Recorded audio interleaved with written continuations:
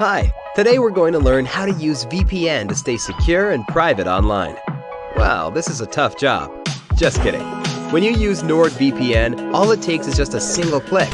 See for yourself. Click, and you're browsing securely on public Wi-Fi. Click, your ISP can't see what you do online. Click, and you're in a different country. Well, virtually. Any device you have there, NordVPN has you covered.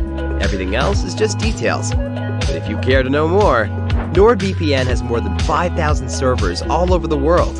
It protects your sensitive data with advanced encryption, shields you from malware and phishing sites, and keeps no logs of your online activity. Click link in the description and get 68% discount for your first order. Buying a frame. Measure the canvas. Use a tape measure to determine the length, width, and depth of the canvas. Write the measurements down and keep them handy. This will help when you're shopping for a frame. Most tape measures have markings in 1/16 increments, so pay careful attention when measuring.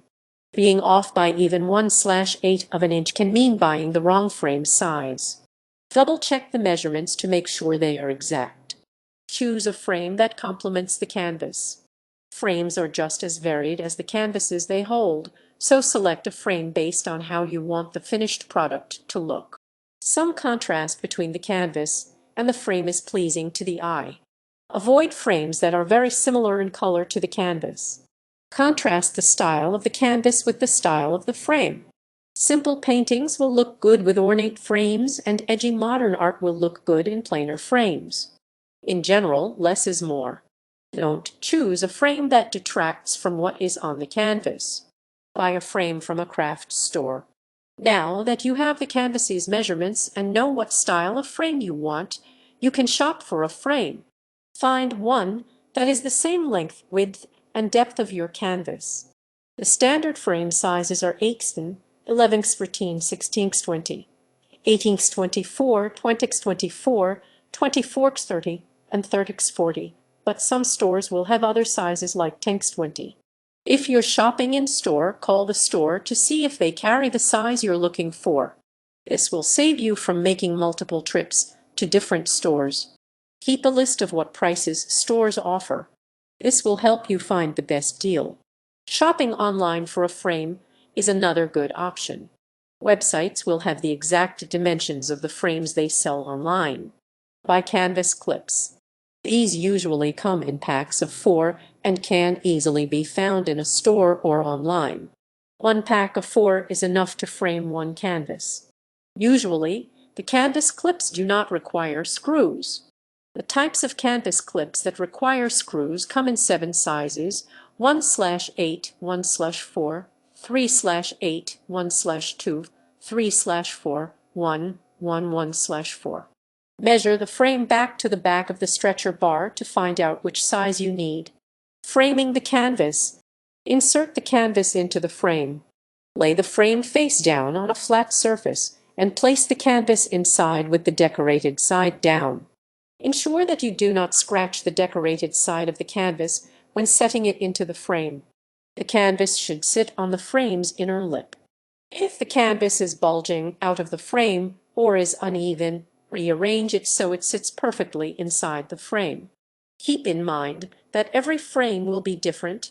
Some fit very tightly, and others are looser. Attach the clip-on canvas clips if these are the kind you bought. Pick one side to start with. Notice where the edge of the canvas meets the edge of the frame. Slide the pointed end of the clip in between the frame and the canvas's edge.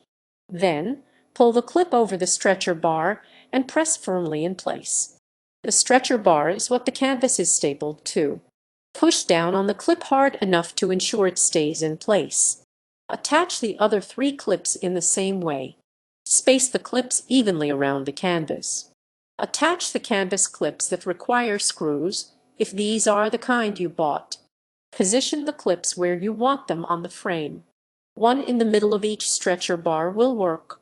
Then, use a pencil to draw a mark in the holes of the canvas clip and draw marks for all 4 canvas clips. Ensure the marks are dark enough for you to see, then drill a small pilot hole at each mark, taking caution to not drill through the frame or stretcher bar. Set the clips over the holes and use screws to secure them. Turn the painting over carefully. Now, you can check the finished product. The frame should fit snugly around the canvas. If the canvas slides out, you probably need to push the canvas clips down more tightly. Attaching a wire hanger, lay the canvas face down. The decoration should be right side up. If you are not sure the canvas is right side up, lift the canvas to check. With a pencil, draw a small mark on the stretcher bar that is the top side of the decoration.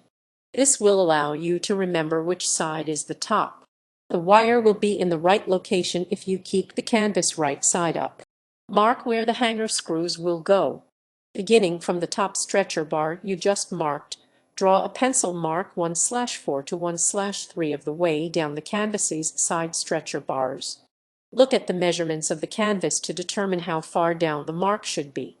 For example, a painting that is 16 inches 40.7 cm in length will have a mark about 5 inches 12.7 cm from the top.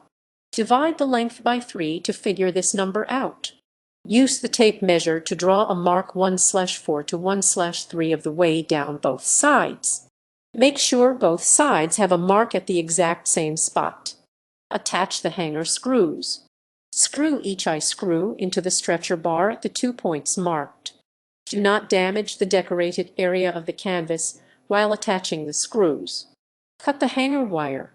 Add 6 to 8 inches 15.2 to 20.3 cm to the width of the canvas to determine the length of wire you will cut.